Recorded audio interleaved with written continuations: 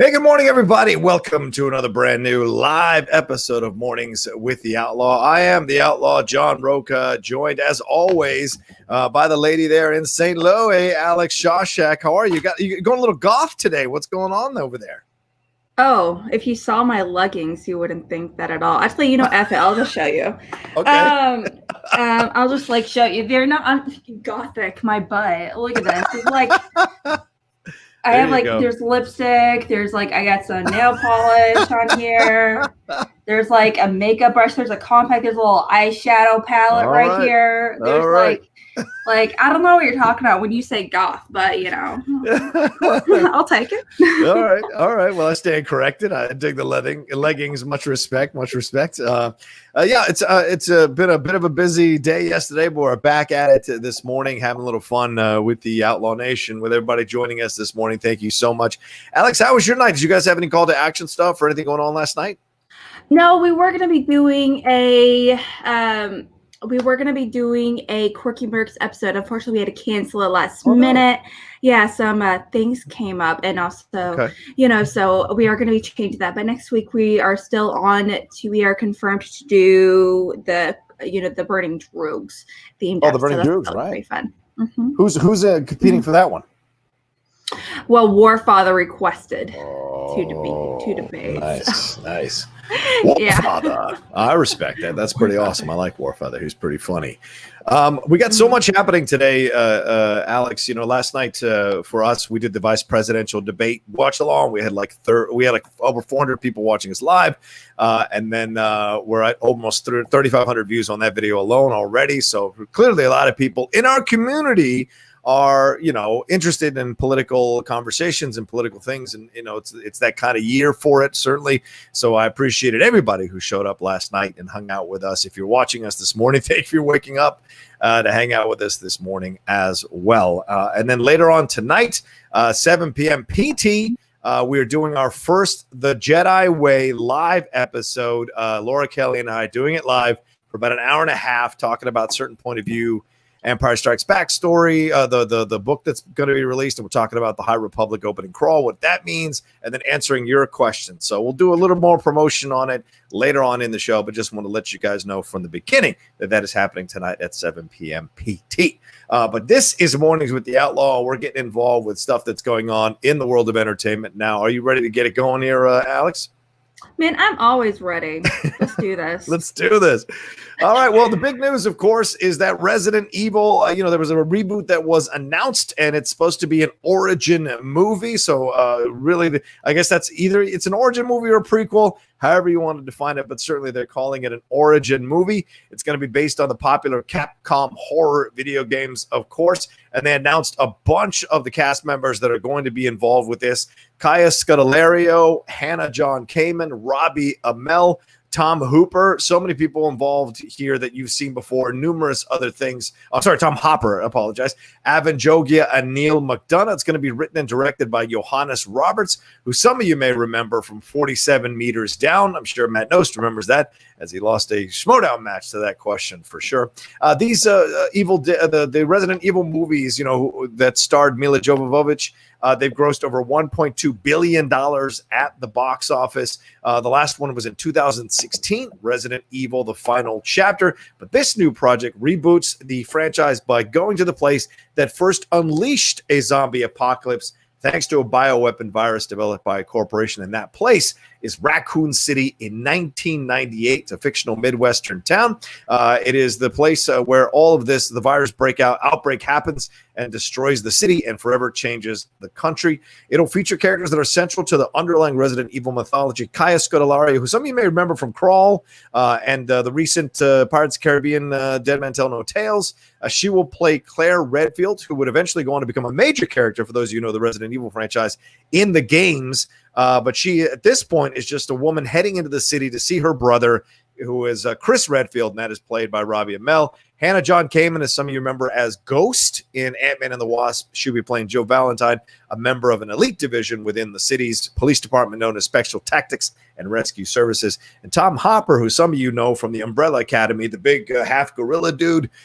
He is a researcher, Albert Wesker, a duplicitous man serving the Umbrella Corporation. So ironic, he's working for another thing with Umbrella involved in it. Umbrella Corporation's dangerous mutant bio research while hiding his belief that mass extinction is what humanity needs. All right, you're looking at this stuff here, Alex, and you're hearing all this idea of a reboot origin movie. Are you familiar with the Resident Evil franchise, either as the games or these movies? And does it excite you to have these actors involved in this reboot? I have played actually a little bit of the games. I have not seen the movies except the first one all too much, to be completely honest. However, I do know this is a very beloved franchise. This is this is actually one of the, I don't want to say successful, video game franchises. It's not so much a beloved,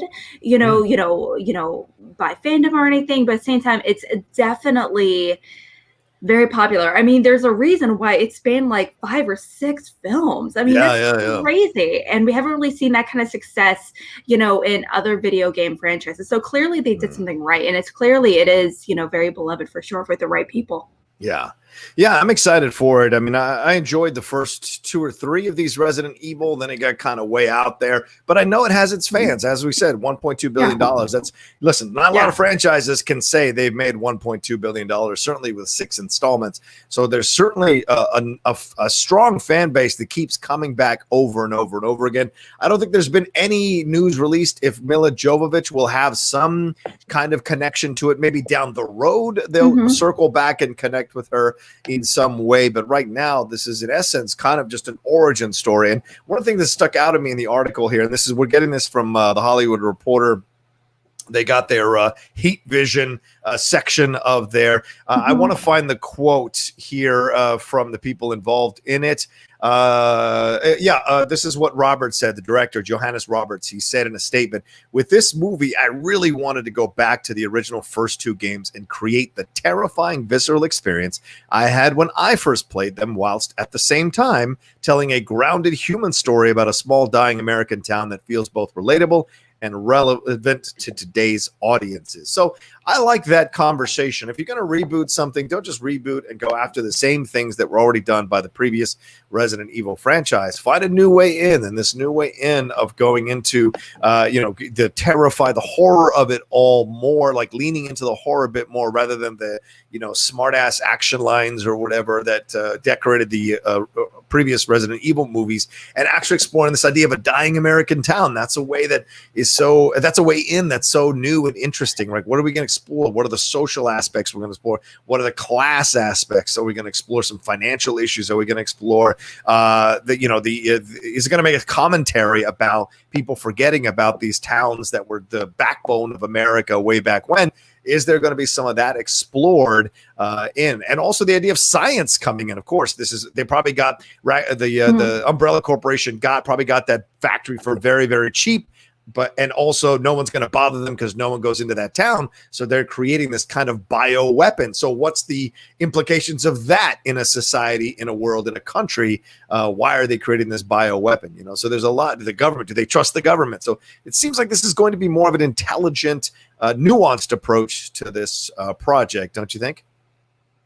Yeah, I definitely think it's pretty awesome story overall. And, it's like I said, it's very, very beloved. These are also a lot of, obviously, these are not a lot of new characters to be familiar with, but at the same time, a lot of these actors, they're very up and coming. They're younger. So we're going to talk about, obviously, it's an origin story. So I am pretty curious to see that work out. Not to mention, I love movies that really kind of focuses on creature creation. Yeah. And, like I said, this is obviously not a great, and it's not like the best movie franchise of all time. However, it's definitely, in terms of creature creation, it's really, really cool to see, on the big screen or a small screen or wherever it may be.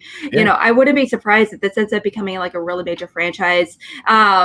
is it for Amazon or whatever, maybe it could be like the new Boys, franchise kind of situation. It can definitely see it kind of going that potential route. It's darker, it's edgier, but also at the same time, there's a lot of new things, especially now we're quarantined. Everyone's paranoia is definitely on the higher end, and that we can talk about. We can bring politics into it with with the bioweapons and everything. So there's a lot of different themes you can really dive into with this kind of dark video game story. You could talk about eugenics. You can talk about, you can make it, there could be like weird references to art history. I don't know, man. There's a lot of different directions they can go in, and I'm excited to see what they end up deciding to go with.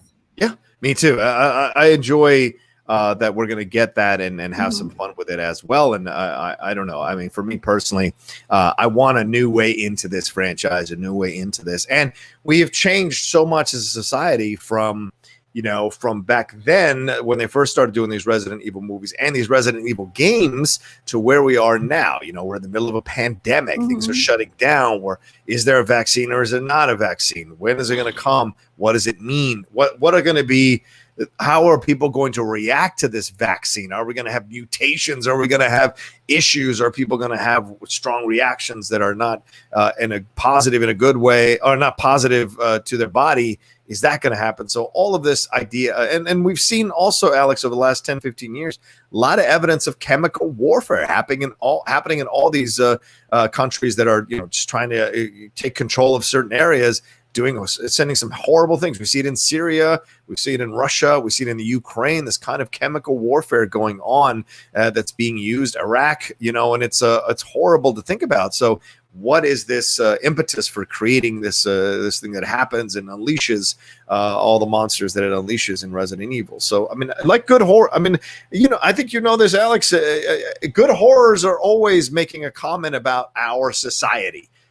From the beginning, Dawn of the Dead or whatever, Night of the Living Dead, that was about racism, and that was about the idea of judging and all this. But it also had tongue in cheek. So it just always has good messages throughout. It's actually funny you bring up Dawn of the Dead or Night of the Raising Dead or whatever it might be, because it's kind of funny because that director in particular, he said he never planned it to be a commentary on her racism. He only realized it later when people told him about it. But it was originally, there was a lot of commentary regarding classism in the movie. He mentioned director, he was like, it didn't really occur to me that racism was a big theme in this movie until you're 100% right. Now that you say it, I can't unsee it as a director, which is kind of funny. It's getting those different points of view are obviously really important. But like you said, if we're going to be talking about social horror movies, all the best horror movies, Black Christmas, The Omen, Texas Chainsaw Massacre, Scream, they all have Get Out. They all have some kind of social commentary about what's going on, relevant, commentary that's going on today. And Black Christmas was an example of talking about, it was definitely a feminist horror movie. It was talking about how women's reproductive rights. It was talking about, it was at time at the rise of the first use of contraception, women's use of contraception and to be in control of their own bodies in a way that wasn't being controlled by a man, in theory. That's a great point. Absolutely great point. So I'm excited to see that kind of commentary potentially in a newer movie in a video game franchise. That'd be pretty fun to see. Absolutely. Robert Kolser, who is the original franchise producer and will be involved in this as well, said, after a dozen games, 6 live-action movies, and hundreds of pages of fan fiction, we felt compelled to return to the year 1998 to explore the secrets hidden in the walls of the Spencer Mansion and Raccoon City. And this is like a whole wave of this is part of a whole wave of Resident Evil stuff that is coming here soon. The new movie adds a roster. In August, Netflix Netflix revealed long gestating plans to bring the game, the Resident Evil game, to the small screen. It'll be a TV series by Andrew Dabb, who was involved with Supernatural, focused on 14-year-old twin sisters Jade Wesker and Billy Wesker.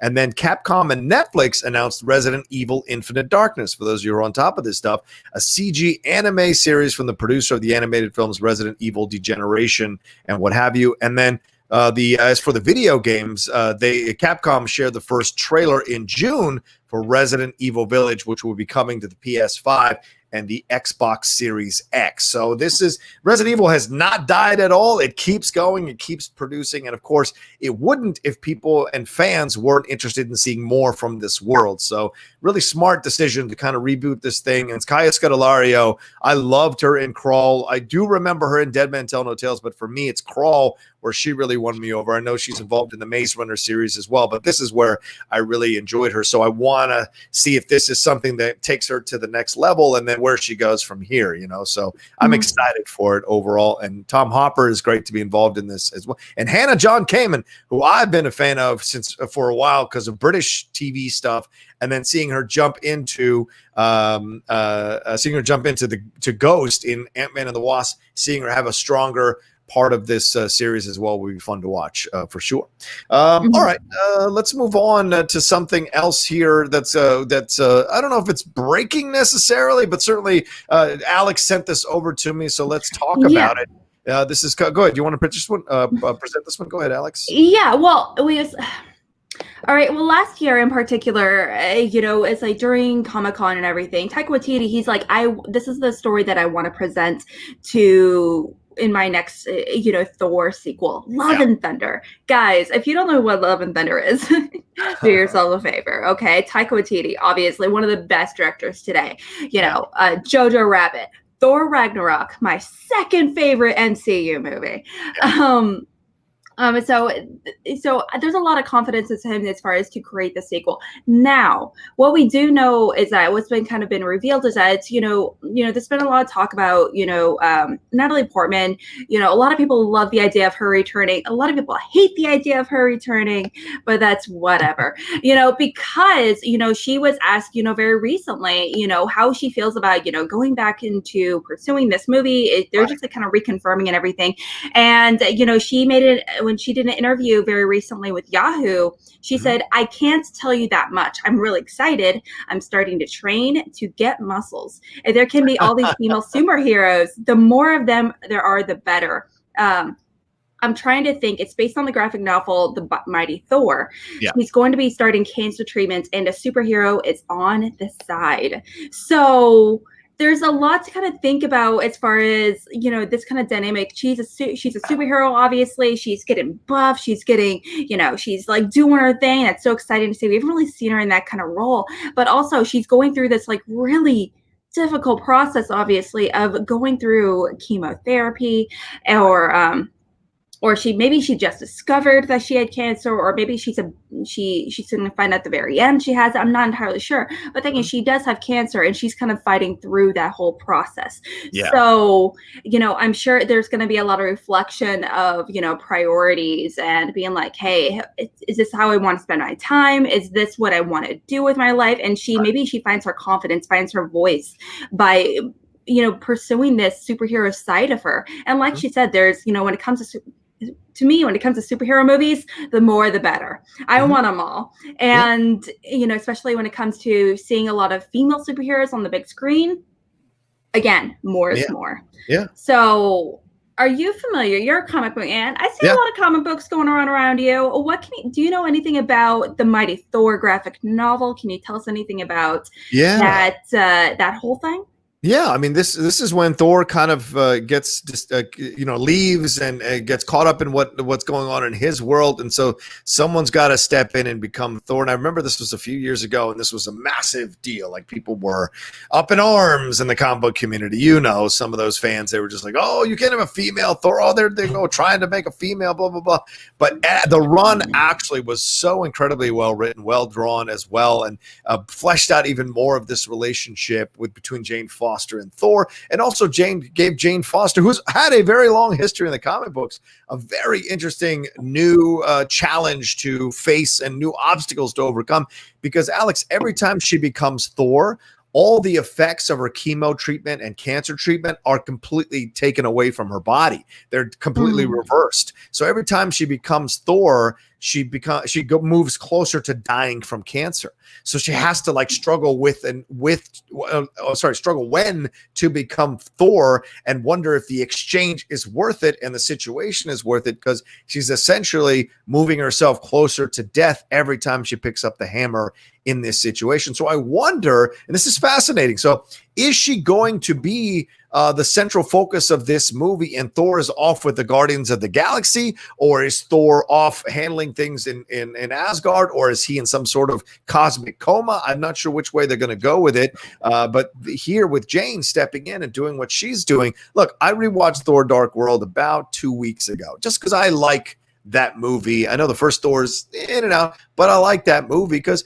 Natalie Portman is doing what she can with that character. She's a strong actress. I enjoy her very much when she's inspired to do good work by roles that she earns or that she gives herself in with her production company. And seeing her step into this role, I love her Jane Foster. And remember, in Ragnarok, they have this fun exchange between Loki and Thor, where Thor says, "Yeah, we broke up. It was mutual," and it clearly wasn't mutual. So maybe what we find out, because they were very in love at the end of the Dark World, maybe what we find out is that Jane kicked him out because she realized she got diagnosed with cancer, didn't want him around for the situation. Or, maybe she did just flat out break up with him. He finds out she has cancer, comes to her aid, it causes whatever it causes, and then she has to step in and become the female Thor. So there's a lot of avenues to explore with this, but I like that they're confronting the cancer thing. And some people sometimes can dismiss Taika Waititi as, oh, he does funny stuff, he's humorous. But within all his comedy are some very real emotions, some very real struggles, human struggles that people go through in life. Even what we do in the shadows, it's really about the basic desire to be accepted, to be a part of the community and not to constantly be the butt of the joke or be made fun of or what have you. I was watching Hunt of the Wilder People. That's on Netflix now. If you haven't watched that, you definitely should watch that. That's a Taika one. And that's also about this idea of being an outsider, trying to find your community, trying to find where you belong, So I enjoy that very much about his movies. And Ragnarok as well had a really interesting message about father and son issues, So what are we going to explore in this Love and Thunder situation with her? And I'm excited about it because Natalie can carry a superhero movie with her eyes closed. So I would love to see what she can do with it. Yeah, it's definitely one of those things where it just makes me more excited. Her just reaffirming her excitement for this project, her taking on just this really, I don't like to call her role juicy. That sounds like a weird word to use to like, oh, what a juicy role. Like, no, it's just so weird. No. Sorry, my echo just triggered. Oh, okay. Are you? My echo just triggered. Okay, sorry. But yeah, so it's that's what I do when it gets triggered out of nowhere. Who are you? What do you want? It's just like in the movie The Host. The host recently with like is there something around me? That's what I do. That's how I kung fu goes. Yeah, so I'm really excited to see this really play out. Natalie Portman, obviously, when we almost exclusively align her with these harder, more difficult, really Oscar-worthy roles, essentially. Yeah. So I'm excited for her to be involved more in the MCU. She's always had the gravitas, but obviously her involvement in Thor as well as Thor 2, there was a lot of really, I don't want to say bad blood, but there was a lot of miscommunication, between the movies. The reason why she ended up doing the first Thor film, it was because she signed on being like, I'm excited to be part of this awesome women directed movie. It's going to be directed by Patty Jenkins. Obviously that fell through, but she still did the movie according to her contract, and she made the best with what she did. And the movie, I don't feel like did her justice, but she did the best with what she had. And with Thor 2, none of that was her fault. Yeah. Like it's not a great movie, but I respect it, for what it was setting up, for sure. So I'm excited for this movie in particular. It seems like it's going to be a completely different tone from what we've seen with the other MCU movies. I'm excited to see how it's going to tie in. And I bet Doctor Strange is definitely going to be coming in there and be like, what's up? There's going to be, there's going to be doctor to doctor. They're going to have that little moment, Yeah, I mean, this is fascinating, too, when you look at the run that this is based on, of course, by Jason Aaron and Russell Dauterman that started in 2014, this particular run. When she becomes Thor, she fights Malekith, the Dark Elf, who we saw in Thor, the Dark World. So maybe, I don't know, well, maybe we'll get an Eccleston return. Dario Agger, who is the Minotaur, Absorbing Man. She fights Frost Giants, the Destroyer, and more. And there's even her getting together with other badass ladies in the world of Asgard. The Thor's mother, Freyja, is involved. So, of course, we've seen her pass Rene Russo and Avengers Endgame and all of this. So I wonder, I'm sorry, we see her return in Avengers Endgame after she had passed in Thor, the Dark World. So I wonder how much of that they're going to figure out, because of course in the storyline, for those of you who know the comics, Odin is trying to find out who is wielding Mjolnir, what woman is wielding Mjolnir, and he goes on a kind of a detective thing to try to find out. So a lot of these characters have been killed off. So I wonder how they're weaving this within the film itself. And it's I was looking on the wiki just now for it, on the Marvel wiki, and it says that it is a prequel to Guardians of the Galaxy Volume 3. So at what point is Thor leaving with Guardians of the Galaxy, and then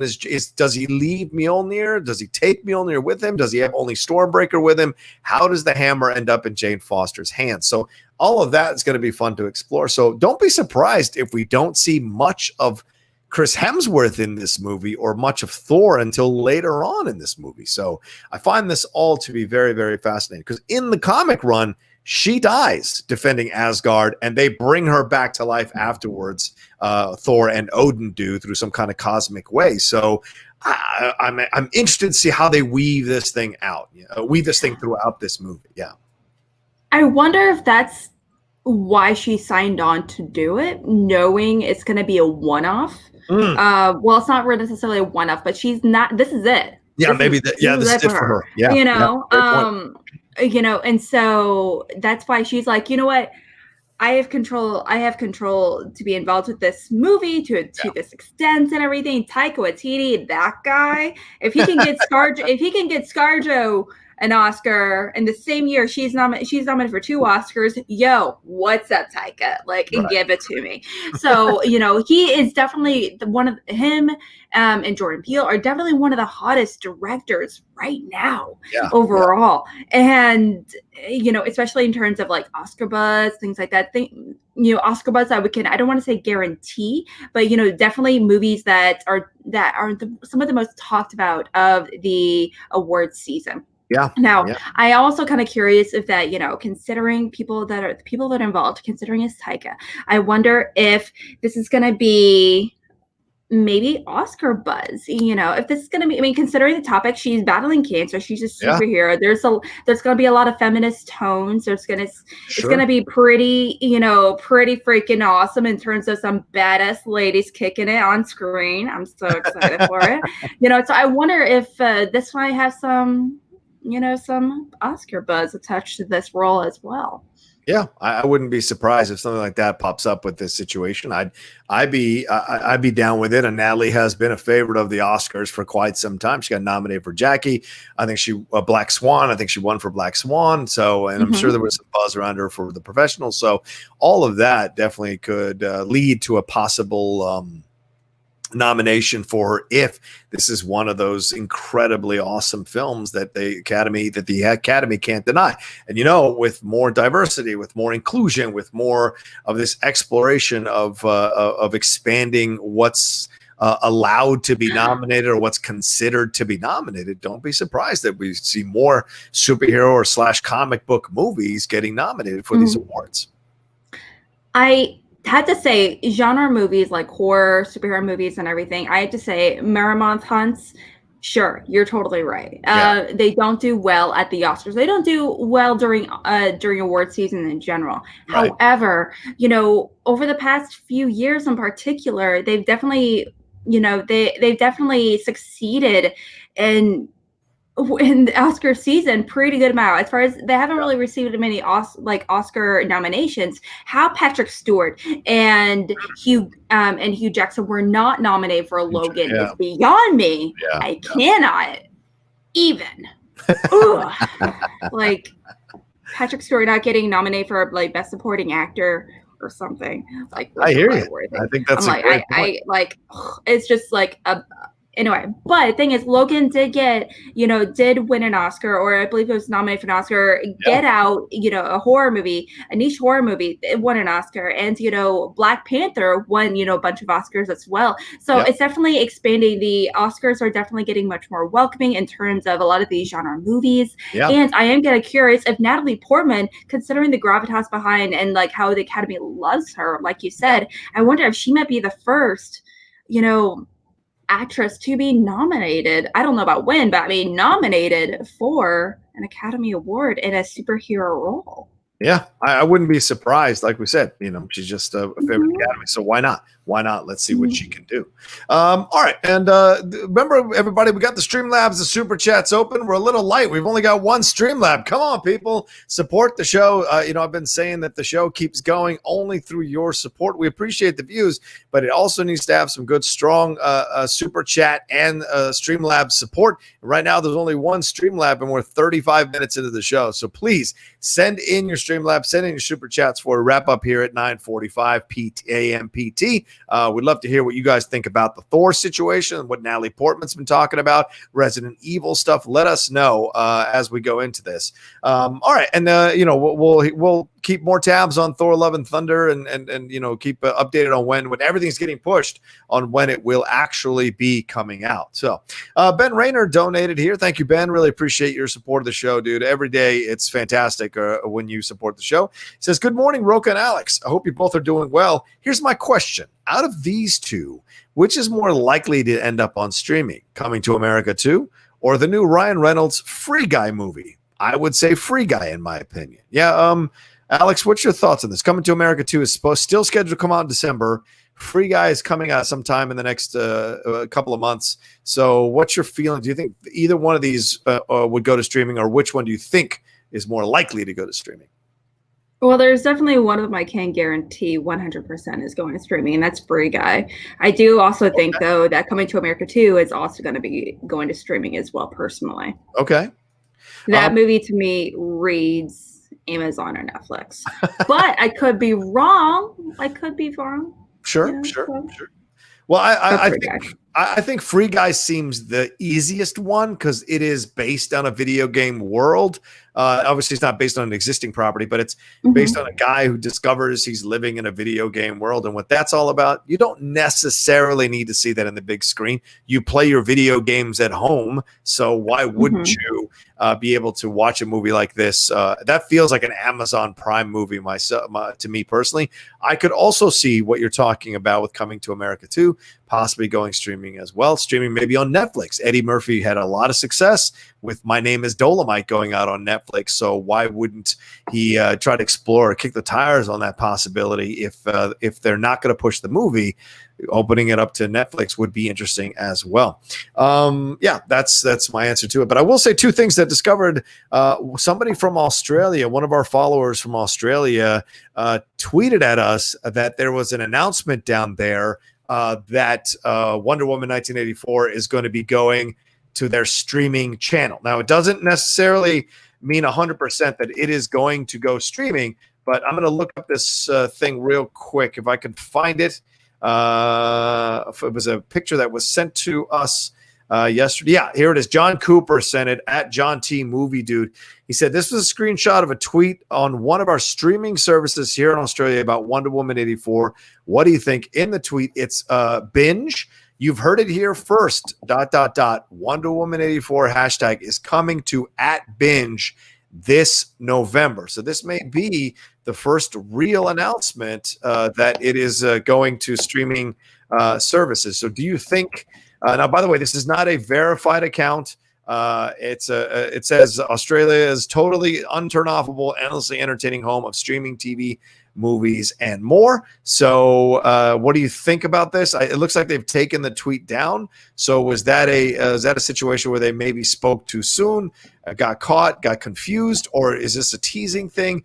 Do you think we'll see Wonder Woman 84 streaming very, very soon? Asking me? I thought you were still reading. Sorry. I don't want to. Like, I really don't. That's fair. But I'm not sure specifically. The thing is, I do understand, from a timelines perspective, that a lot of movies, I remember Kevin Feige mentioning in an interview that the reason why if one movie gets pushed back, they all get pushed back. Right. Because there's a timeline. That's something they're really wonderful with. Feige's done. He's one of the few people. Not only I can't imagine Kevin Feige how the organizational process, his noggin as far as how he created this world. In terms of the timeline and everything, because we haven't really seen it done before until the MCU successfully, at least. You can argue Blade did, but anyway. Right. But the thing is, if you move one, you have to move a bunch of others, because it's all about how they really kind of reference each other. It's how the situation in this movie refers to the situation in that movie. You have to, in order to watch Iron Man 3, you gotta watch the Avengers, and same for Iron Man 2, things like that. So in order to get the full picture. So I am kind of curious to that, if this movie is in particular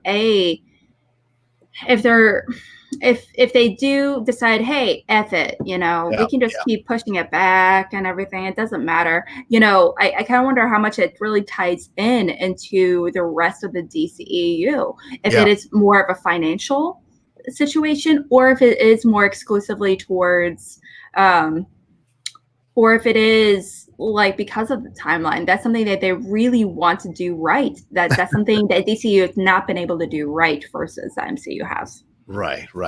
Let me see if I can find some more about this, because someone in the comment section is saying that Binge came out and said that it is a fake tweet. They did not do it. And someone is just spreading it around. So who knows? Who knows if it's real or not? But I've been, for a few months now, I've been hearing from a couple of people, a couple of my sources in the studios, that this is something they were considering way back, even right after the pandemic was for the first couple of months. So it's certainly possible. Don't be surprised if Wonder Woman 84 goes streaming and they try it out and see what happens. So we shall see for sure. All right, let's move on to a real quick story about the Oscars here. And remember, keep sending in your Streamlabs and your Super Chats here on our show. We need them to stay alive. We need them to keep doing the show that we're doing here. So the next story we have here is on the Oscars. This is from Variety. This is a quick one. Just for those of you who are Oscars fans, the Oscars has been figuring out how to possibly have a ceremony next year. It's scheduled at this point to be going off on April 25th, 2021 next year. Obviously that's a little bit later than usual. Usually it's in February. They've pushed it all the way out to April to allow more films to possibly come out and be in consideration for awards. Now, AMPAS has announced that they have updated their eligibility even more by announcing that films shown only at drive-in theaters can qualify for Best Picture and general entry categories. Remember, in April, they gave eligibility to films without traditional theatrical releases, as long as they were uploaded to the Academy's screening room. The new rule clarified that a theatrical run of only 7 days is needed, and that drive-in theaters qualify as a commercial venue. Academy Board of Governors said in a statement, with the gradual reopening of theaters, an addendum was added to clarify the two methods for qualification of Best Picture and general entry categories moving forward through the rest of the year. The films may qualify with a traditional theatrical release, completing a 7-day run in Los Angeles, New York, San Francisco, Chicago, Miami, or Atlanta, screening at least 3 times a day with at least one screening between 6 and 10 p.m. Additionally, drive-in theaters in those cities will now qualify as a commercial venue.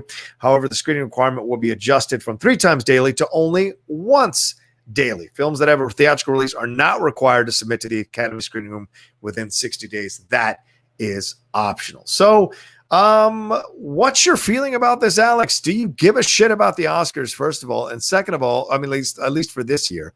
And second of all, do you like this idea of, opening it up to drive-ins? Like, what's your feeling about this?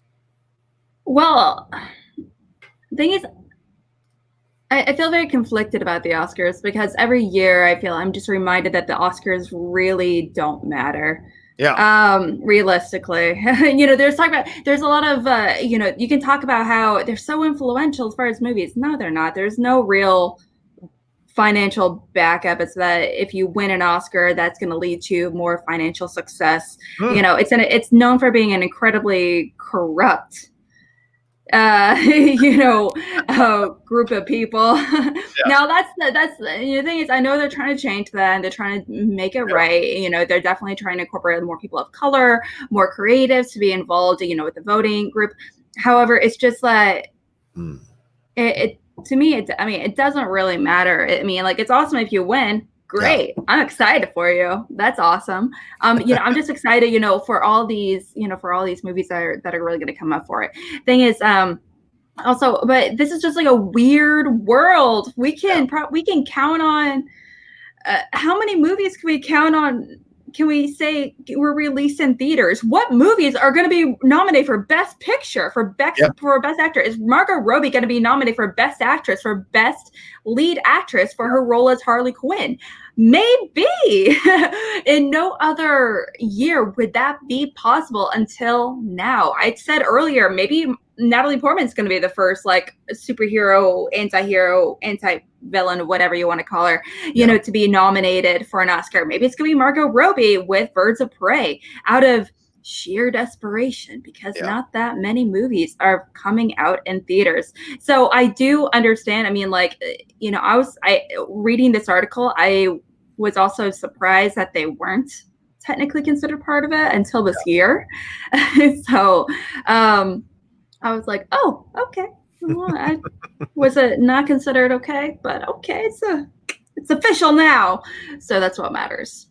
Yeah, well, I mean, you those are some strong statements, some strong opinions. I don't 100% agree with you, but that's, part of why we do the show, to have some nice conversations. I don't think they're corrupt, but certainly you've seen producers like the unsavory and completely horrible human being that is Harvey Weinstein manipulating situations to win. Yeah, throwing money into these campaigns. You see these studios millions, certain movies, millions, to try to sway them. So how realistic or how valid were those victories? You can certainly make a case about those kinds of situations, but I do think the Oscars matter. I do think the Oscars certainly mattered in the past for these best pictures and qualify, or else it wouldn't be a category in the Schmodown. So, I mean, it matters, and there is a sort of prestige that comes with it in the past. Now, I do agree with you.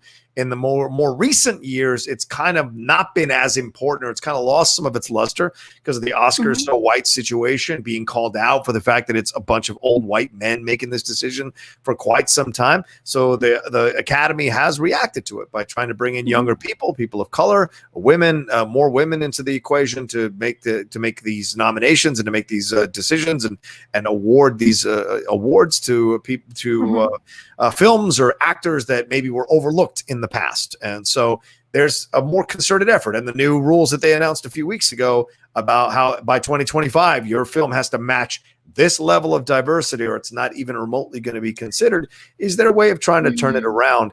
I just think in a pandemic, and look, there's no bigger Oscars fan than I am, but this year I could give a shit, honestly, because the movies aren't coming out, and to try to force having a ceremony makes no sense. And I feel this way about the college football season too. The fact that some teams are playing and some teams aren't playing, some conferences, I don't care who wins the quote national championship. If everybody isn't playing, it isn't the national championship. It is a version of a title. Just like this Oscars would be a version of the Oscars. If I won an Oscars this year, I wouldn't want it. There's too big of an asterisk next to it. So to me, I think they should just kill it, fold it into next year, and then do a bigger, more grandiose ceremony celebrating the return of the Oscars, the return of movies full time back to the theater. That's what I think they should do.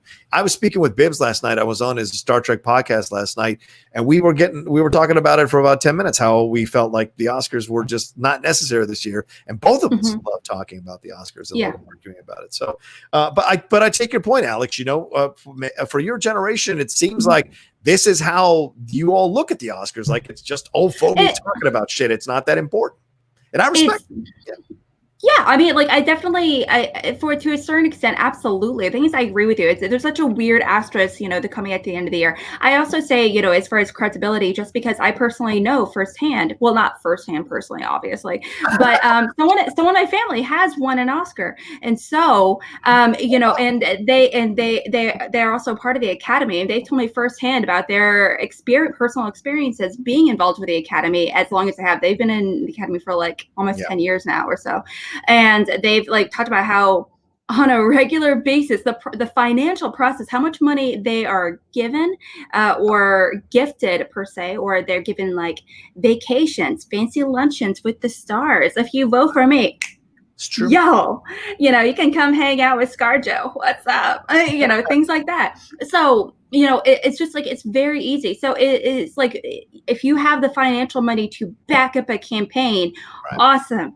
That's how that's how you get votes. It's because you're able to give those little gifts, because literally there's been gift boxes they've received where it's like not a Rolex, but it'd be like a $2,000 watch kind of thing, and it'd be like huge gift sets in order to that would be a gift set to go with this like fancy, like a DVD and like a fancy watch for your consideration.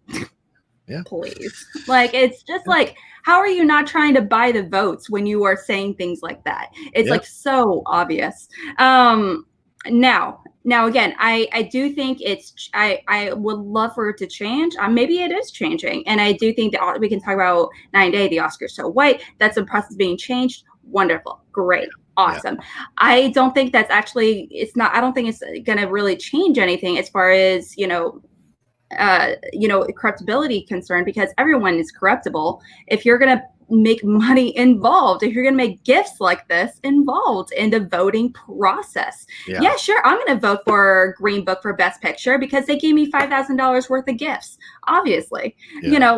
How do you break that up? Why should I be as invested in this kind of like awards culture? Because I love watching it. It's fun. Yeah. But it's why? Yeah. And that's a fair point. And I think that's the thing that we have to kind of confront as a film going public, as lovers of movies. Like, how much do we really need the Oscars in a pandemic? How really important it is? And I think it's absolutely zero important. I didn't give a shit about the Emmys. And I thought it was great that Watchmen won all those Emmys, but I didn't care about watching the ceremony, because it's like, I don't care about handing out trinkets to recognize TV shows or movies this year, next year, or if once this thing is fully cured and we have a vaccine and people can slowly go back to normal, absolutely, I'm all for it. I'm all in 1,000%. You know what? I just made myself invested. Pete Davidson might win best lead actor. Pete Davidson for 2021 Oscar leading man. Let's hear it, guys. Go. I'm invested now. I'm invested. It's not out of the realm of possibility. Jamie Foxx won for Ray, so I mean, it's not out of the realm of possibility. So it was a great role. Yeah, true. Absolutely. That is a good movie. Let me see if I've got this situation correct. I'm looking at something right now. Someone mentioned, Jenna James mentioned that all the teams are playing, and they're not, because I mean, there's 4 college football teams not playing. There are a bunch of conferences that are coming back, but they're playing shorter schedules. So once again, to me, just because they're coming back, but they're not coming back fully or with a full schedule, to me is not an authentic college football season. So just want to throw that out there. Just like here, just like these movies are coming out, some of them for a few weeks, and then other movies are not coming out at all or getting pushed truncated or what have you. So it's just like it doesn't qualify to me. So I don't think it should have anything to do with it, to be honest with you. But that's my 2 cents. All right, Alex, what do you got going on? Let's do a little promotion before we move on to the last half of the show. And ladies and gentlemen, please keep sending in your Streamlabs and your super chats here today. Could use the support here on the channel. All right, what you got, Alex? Here next week on next Tuesday, I haven't seen the movie It Follows. So, I'm excited to watch it. Yeah, so we were actually requested to really dive into that movie by our guest, Mr. Eric Zipper. So he is actually going to be a guest on next week's episode of Cinema Bias. It's going to be super, super fun. So guys, definitely come check it out. Our last episode was on the Blair Witch Project. We actually had the producer of Blair Witch Project, Mr. Kevin Fox, come on by and hang out and, do a lot of Q&A. He's actually produced behind the movie, and he talked about the evolution of found footage, his involvement with it, how like the creation process of him and being involved, because he was involved as not only a producer, but he was involved as one of the editors behind the movie. So, creating a movie like that is a lot, but also the culture that was evolved from it as well. So it was pretty cool to kind of dive in to that movie with him. Like I said, we have that. Also over with the Call to Action podcast, the team that I am a part of, we have a bunch of really cool episodes coming up. We just filmed an episode with Sam Levine and Rachel Cushing together on Chill to Action. It was so much fun. You got to check it out. And next week is going to be the Burning Droves episode. So we're going to be diving into that for next week's episode of Schmobates. Nice. A lot of stuff going on over there for you. And where are you doing the interview again? Let people know one more time where you're doing that interview that you were mentioning here. Where is that happening? The Call to Action podcast. Nice. There you go. All right. Give it some love.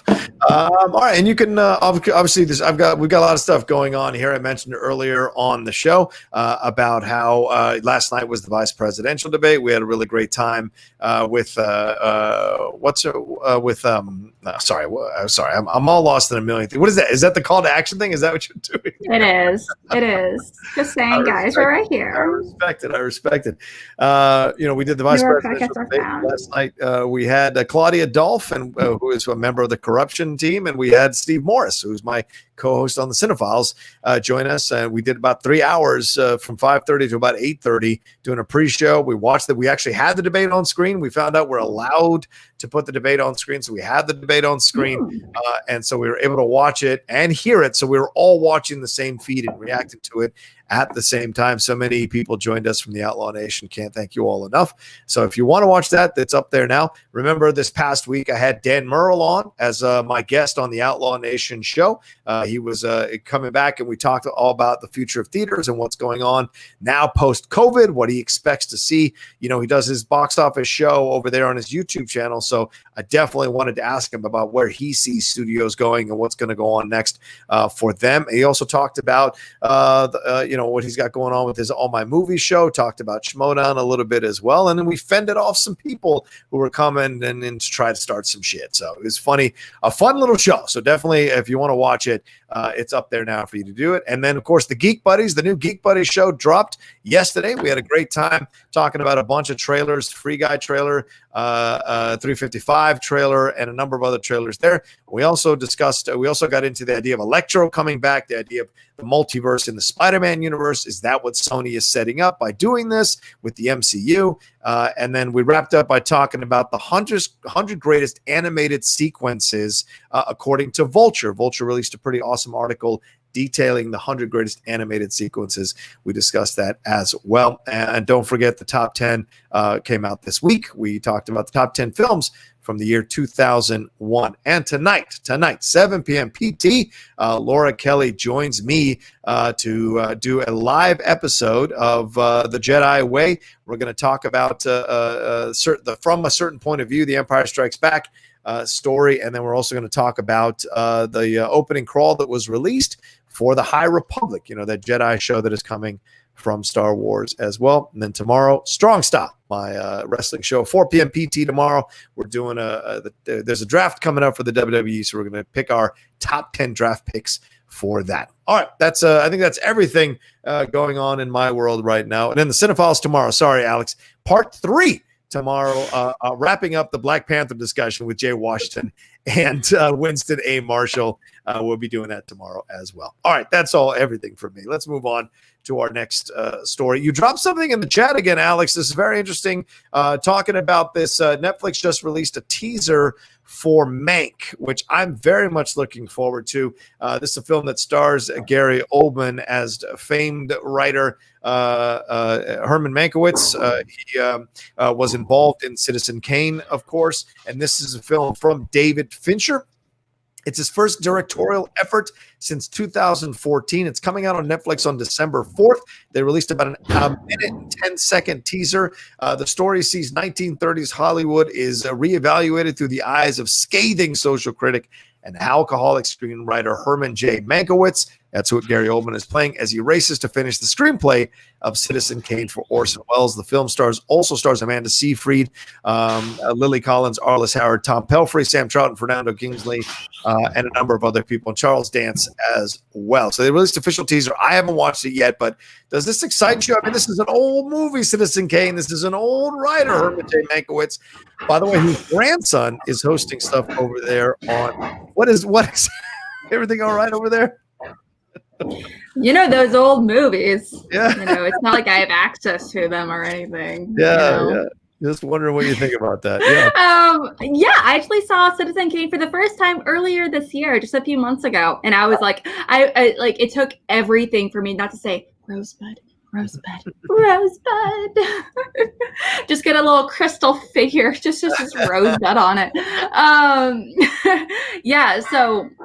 You know, this movie, you know, this is something I'm really kind of curious to see happen, just because I love movies about movies. Right. You know, I love movies that kind of, you know, pull the curtain back a little bit, where we kind of see, you know, the making of, like, you know, like, for example, like Nosferatu. Yo, I love Nosferatu. I just like Willem Dafoe in anything. Let's just be honest. Yeah. But I know I'm so pale right now. So, you know, I know I'm so pale. This is like me, my true form. I'm sorry. I don't have bronzer on, whatever. But I love movies that really pull the curtain back a little bit. Like, one of my favorite rom-coms, personally, I know it's not a good one, but is America's Sweethearts. It's not a good movie, but I love kind of seeing the behind the scenes aspects with Billy Crystal as like a huge publicist, and, you know, Christopher Walken as this like eccentric, weird director that's just tap dancing at random times, or Ed Wood with Johnny Depp, you know. So yeah. So that's something I'm really excited to see. Plus, I've never actually heard Gary Oldman actually speak in his like real voice before, because every time he's in a movie, he talks in a weird accent. Yeah. And I'm so excited to see what accent he's going to give to this, you know, iconic writer, you know. Not to mention, who's going to play Orson Welles? That's something I'm really curious about. Yeah. Yeah. I mean, I'm a massive, people know this. Citizen Kane is my favorite movie, bar none. That's the reason I sent it to you, dude. Yeah, thank you. And I've been waiting for this teaser, because I know Fincher was doing interviews for it, so I was waiting for this teaser. But this story is such an interesting story, because Mankiewicz and Welles both fought for years afterwards about who came up with the script, who really wrote the script, and Herman constantly complained that Welles was lying about the fact that he wrote the script.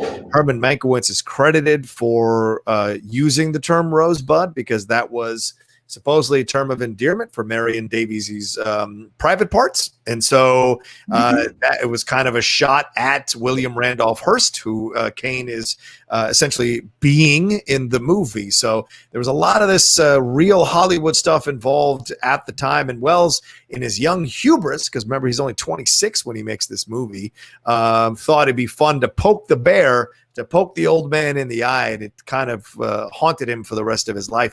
But there's also these battles with people of Hollywood.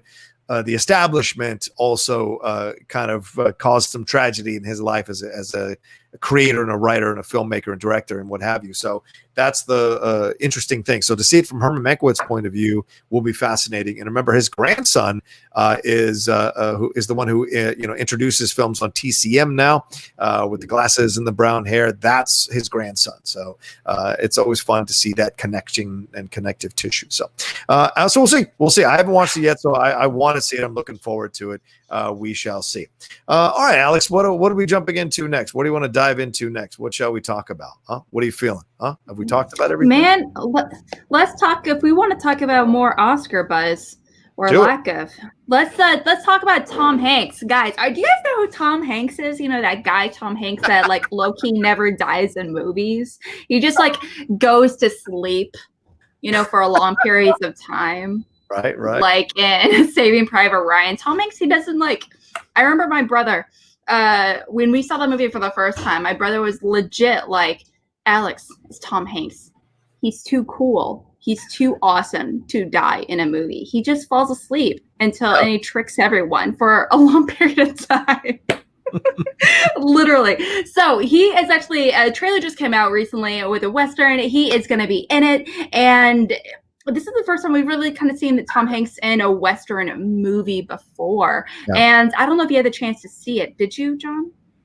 Not yet. Which one? The trailer for this one? Yes, I saw the trailer for this one, and I really enjoyed it. News of the World. Paul Greengrass directed this one, who did the Jason Bourne, some of the Jason Bourne movies, and of course did that incredible United 93 film, which is one of the most unsettling and harrowing films you're ever going to watch about 9/11. Yeah. Such a great director, and I enjoyed the trailer. I liked the trailer. I thought Tom Hanks was great in the trailer. He was America's dad for a while. Now he's America's grandpa. You know, he's just gotten to that age now where he's older than everyone else who's working around him, and it's great to see him step into these roles. And this film is not just, you see the trailer, it's like, oh, I'm taking care of this young girl and bringing her from one place to the other. But also, if you read the log line for the movie, it's about a man who's, and it's 5 years after the Civil War. He was a former captain in the Civil War, but he goes from town to town telling nonfiction stories about what went on in the world, what went on during the war, what's been going on in the country. And you see there's a scene in the movie where or the trailer rather, where he's looking at the newspaper and goes, these are lies. So this also, in essence, is kind of their shot at either Fox News or fake news, whatever side of the fence you're on, about how newspapers can lie and manipulate and twist the narrative of things. So I find that to be fascinating.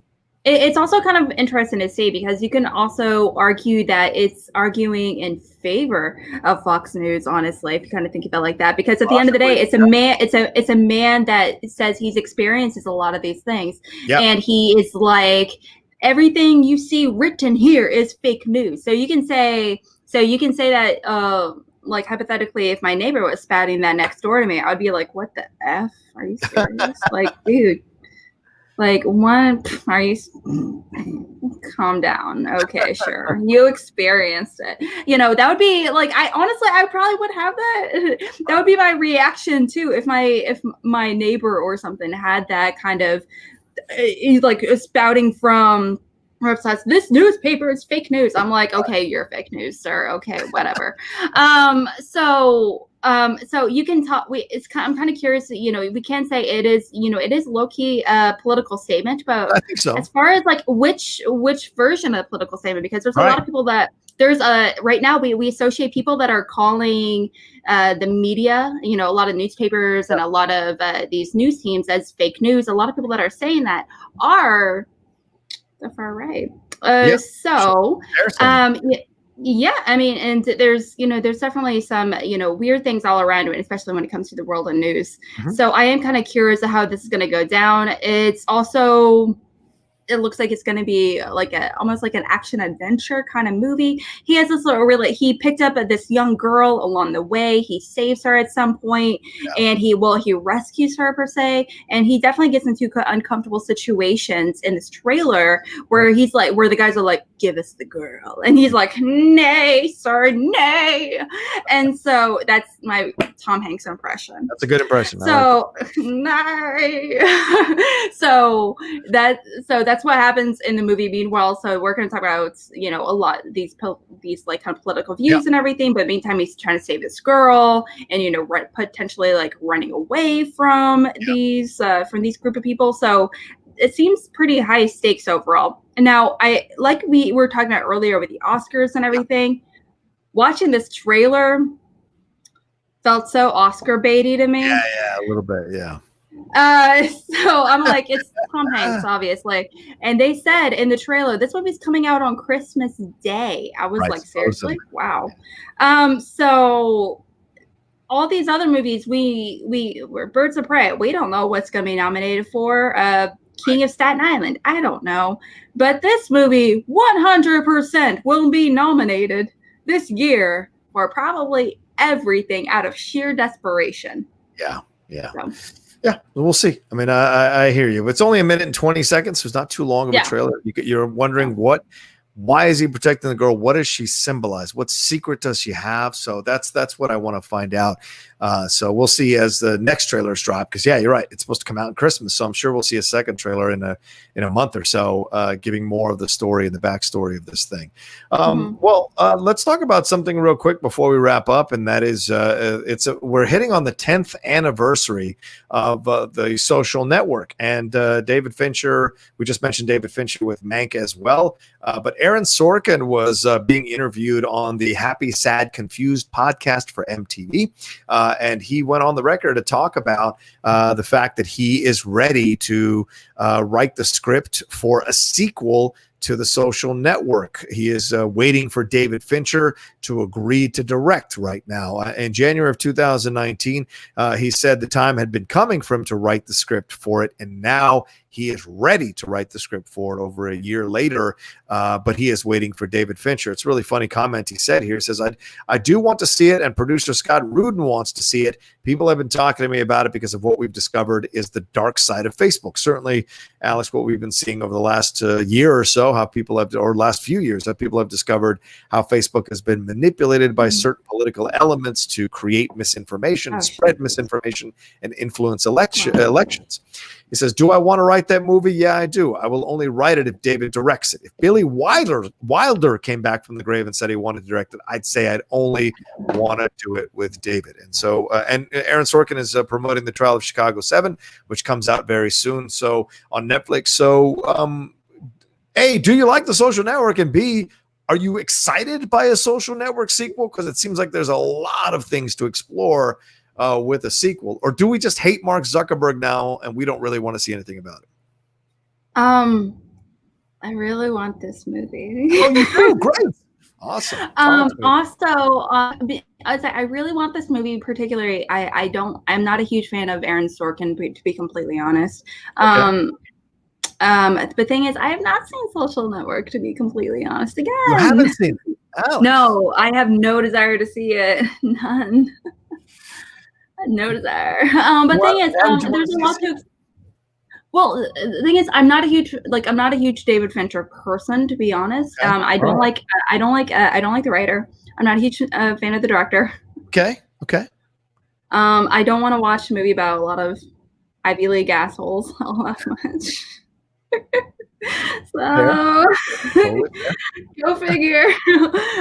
Thing is, I really should though watch this movie just because I know it is incredibly important for 1,000,001 different reasons. I do actually really love the score though, and I do know I won Best Original Score at the time. Atticus Ross of 9 Inch Nails and someone else, I think. Yeah. Right. I could be wrong. But it's a really wonderful. But I've been told nonstop. It's like, for a lot of people I know, it's one of their favorite movies of all time. It's a very topical movie, especially today. There's a lot you can really kind of dive into, with this movie, especially with you can talk about, this, what is it? The Social Dilemma, I think on Netflix. Yeah. That's becoming hugely popular right now, as far as, understanding the, how social media is meant to manipulate you into believing something or into buying something or whatever the situation is. A lot of these algorithms are crazy, but a lot of that really originated with Facebook. And you can really kind of dive into that so much and how it's relevant today and how it's really formed a lot of our laws today and how a lot of politicians don't really understand those laws. Yeah. They don't really understand social media in order to correctly word and create the necessary laws to protect us, adequately from said organisms,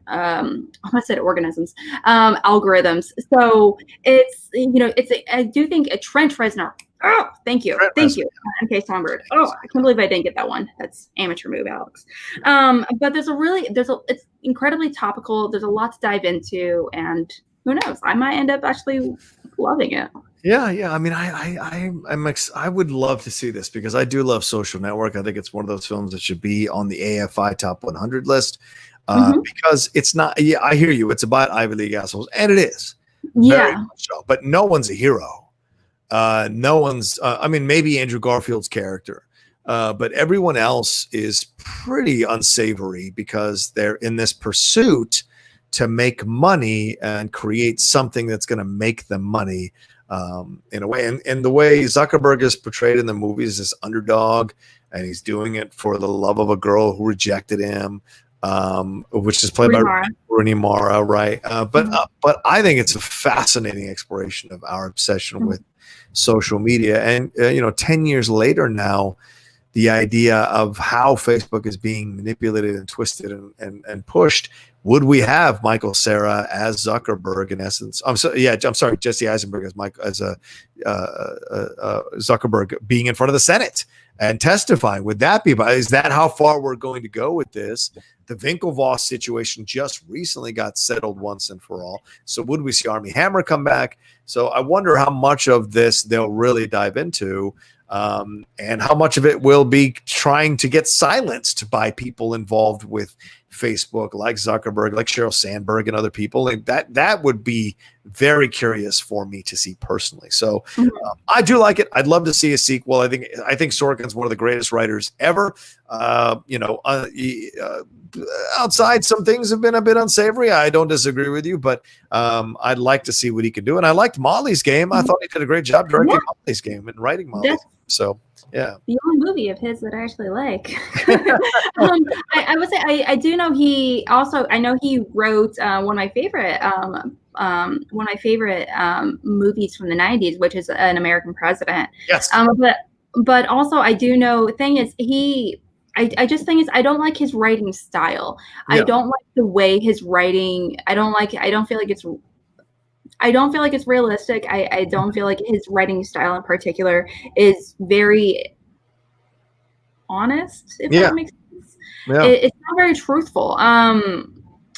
It's not really relatable either. And so it's incredible. You can't deny he has an incredible writing style. He's brilliant. He's wonderful. Oh my gosh. His potential as far as directing is amazing. I love Molly's Game. That's the only one I liked.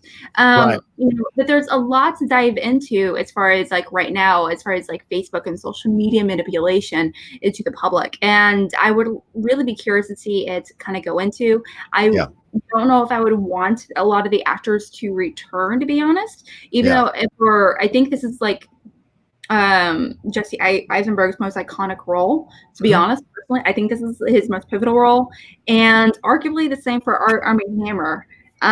So I think that they would come back. Yeah. But I don't know if I want it. That's all right. That's fair. Guys, what Haskell's saying, that click that like. We only have 96 likes. We have over 200 of y'all watching us. Please get us to 150 likes as soon as possible. If you're watching right now, you haven't hit that thumbs up button, hit that thumbs up button. We're about to wrap the show. We got a bunch of Streamlabs to run through, Alex, real quick. Let's get to it. And we'll see what happens with that sequel. It's going to be a while, I think, before Sorkin and Richard do it. So Cinema Gorilla said, hashtag Oscar so white. Good to see you, Cinema. Love you, brother. He said, my last straw as a hopeful film student was Creed getting snubbed. It deserves the same kind of hype Rocky got, even just a nomination for best director / actor / screenplay / supporting actor. A new Stallone win would have been a legendary. Stallone win. A Michael B. Jordan nomination. Yo. True. Yo is right. Yo, Adrian. And I 1,000% agree with Cinema Gorilla. Even Creed 2 was just as good in a different way, and showed more of what Michael B. Jordan could do with that character. I thought he should have been nominated as well. But none of the Rocky films have been nominated since '76, and so it's tough. And Stallone did get nominated for Creed, but didn't win. sadly. And so it's a shame overall because he deserved it. But I think the Academy just sees those things as boxing films.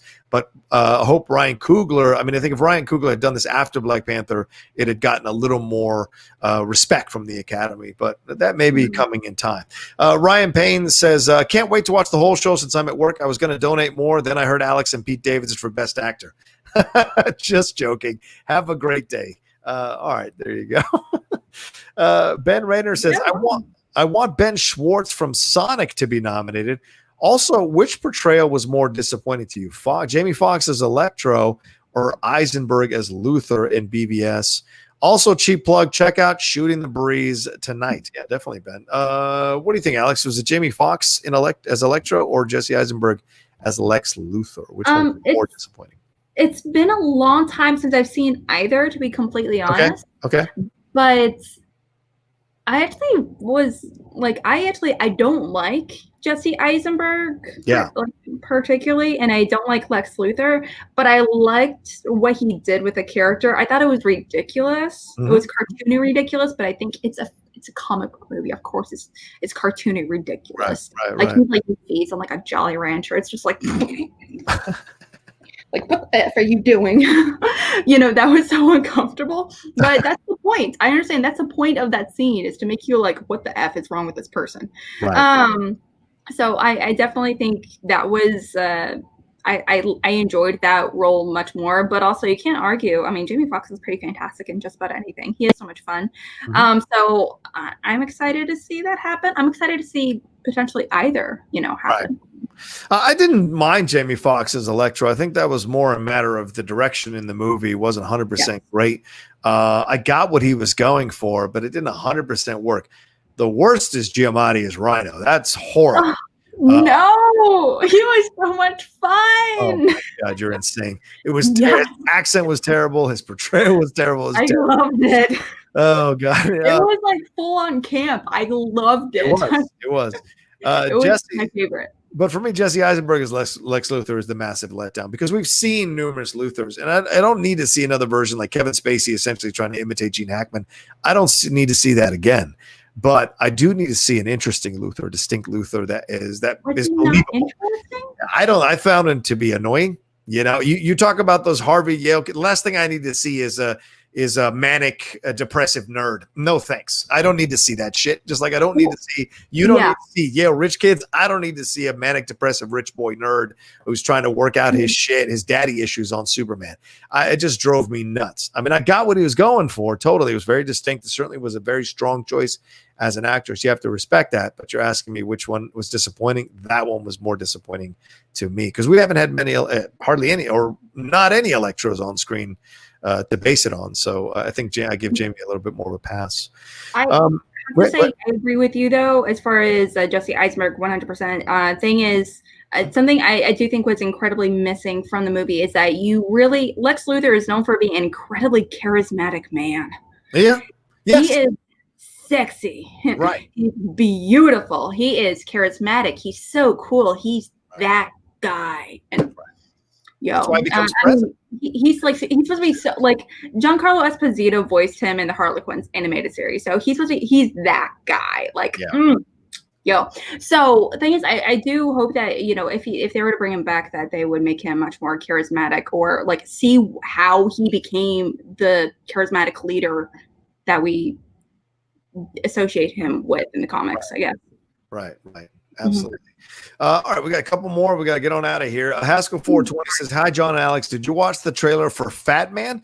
To save his declining business, Kris Kringle / Santa Claus, who's being played by Mel Gibson, is forced into a partnership with the U.S. military, but he's hunted by an assassin played by Walton Goggins, who's hired by a kid who got coal for Christmas. Yes, I saw this trailer yesterday, and goddamn right, I'm going to watch this movie. Because this is, you want to talk about being way out there. This is insanely way out there. So I'm definitely going to watch this thing. Alex, did you watch the trailer for this thing, for this madness? No, I did see a Netflix Christmas trailer with Forrest Whitaker about being a toy inventor, but that's it. Interesting. All right. There's also a sequel to the Kurt Russell one, where he's bringing in Goldie Hawn as Mrs. Claus. So I saw that. That looks cool. Yeah, but this one is full on like I don't know what you want to call it. It's just full on nutty action film. And this is Mel now. This is the stuff Mel is doing now. Canada Rocks donated the last one. He said, you were talking about Waititi. I'm really looking forward to his upcoming movie, Next Goal Wins, based on the 2014 documentary about the American Samoan soccer team. Absolutely. It's been in post-production since January, but I haven't heard any news about its release. Have you? No, I haven't. Actually, I haven't heard anything about it. And in fact, I can look it up real quick. But yeah, I'm excited because A, it's soccer, and B, it's or football, however you want to say it, and B, it's Taika Waititi. So yeah, definitely excited for it at this point. Alex, have you heard anything about it? No, can't say I have. I'm sorry. No, it's all right. It's all right. Let me see if I've got anything on it. Yeah, upcoming sports film, Taika Waititi. Fassbender is starring as Thomas Ronkin. Elizabeth Moss is in this thing. Rachel House, Armie Hammer. Principal photography began on November 4th. And it entered post in January 2020. No, nothing's been announced or released yet. So maybe at some point there's nothing really that's come out yet. So maybe at some point we'll hear about it. And it'll be a lot of fun when it does. Because Screen Rant did something on it in last month, but they haven't said when it's coming out. Yeah, no, not much. Andy Serkis is an executive producer on it. Fox Searchlight will handle, or Searchlight rather. And there's no release date. There it is at the end. No release date. It was supposed to come out sometime at the end here of this year. But maybe they're waiting for the box office to settle down before they release it. So, all right. Anyway, that's it for us here on Mornings with the Outlaw. Thank you all so much for joining us. Alex, where can people find you and everything you got going on? Right here on Twitter at @real_Alex Mike. I would really appreciate it if you give me a follow there. I'm trying to get up to like 800 followers on Twitter. So that's my new goal. So help me out. That'd be really appreciate it. You can also find me with the Call to Action podcast. You can find us on anywhere podcasts are found on like Apple, Spotify, all that good stuff. You can also just find us on Twitter. They're initially like video podcasts. So definitely check us out there. My show that I host is called Schmo Bates. So it's my Schmodown themed debate show. I do it every single week, or at least try to do it every single week, except this one. And I host a show called Cinema Bias with Video Drew, aka Drew Grant, where we dive into our personal movie biases, movies that really challenge us, and get us to watch movies that we really haven't seen, movies that are outside our wheelhouse. So I'm excited to do that with her. So please. Yeah. Yeah, follow her on everything she's got going on. It's always great to do the show with her. So follow her on her social media. Give her show some love, for God's sakes. Get her over 800 followers on Twitter if you don't follow her. If you enjoy her on the show, why aren't you following her? So please follow her on Twitter. You can also follow me at The Rocha Says on Twitter and on Instagram. See all the stuff we got going on. If you haven't subscribed to the channel, please do so down below. Hit that red button, subscribe. Shout out to Joshua Palomalu, Todd Hoffman, and Daryl Edwards, who all subscribed during the course of the show to the Outlaw Nation. You get a shout out if you subscribe during one of the live shows we do here on the channel. Don't forget, tonight, 7 p.m. PT, this is happening.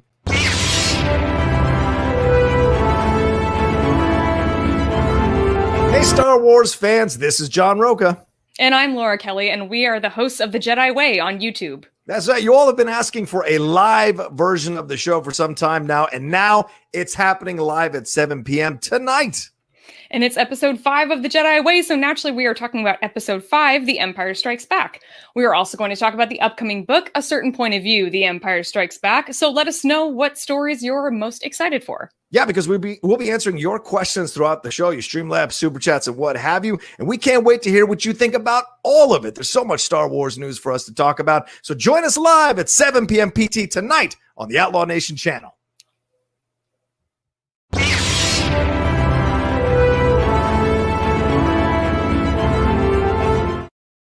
You know, I had to plug it, Alex. Obvious. All right. All right, that's it. We got to get out of here. You guys are awesome. Don't forget SCN Live in about 4 minutes over there on the SCN Network. Enjoy their fun time, their 2 hours of fun with them. And we will see you tonight, or we will see you next Tuesday morning. For those of you who are Mornings with the Outlaw fans, we'll see you again on Tuesday morning, 8:30 a.m. PT. Have yourselves a great rest of your weekend. And Alex, what do we tell them every time we end this show? Wear a mask. Wear a mask. Come on.